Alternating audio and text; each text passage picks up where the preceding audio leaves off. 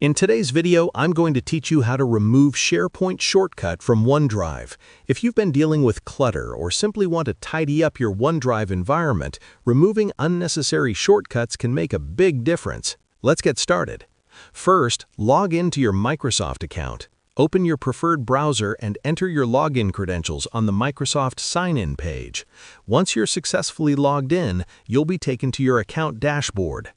Next, locate the App Launcher icon in the top left corner of the screen. It looks like a small grid.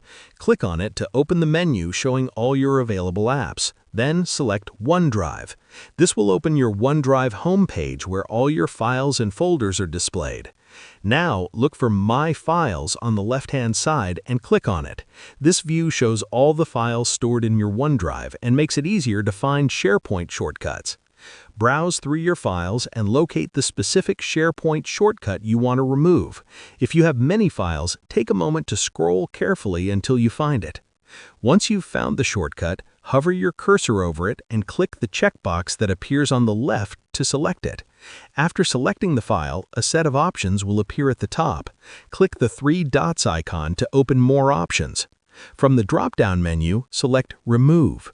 A confirmation message will appear asking if you're sure you want to delete the shortcut. Confirm your choice and the SharePoint shortcut will be removed from your OneDrive.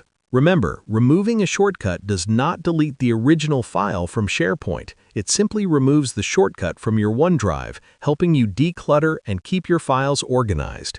And that's it, a quick and easy way to remove a SharePoint shortcut from OneDrive. I hope this step-by-step guide made the process clear and simple. If you have any questions, feel free to leave them in the comments below.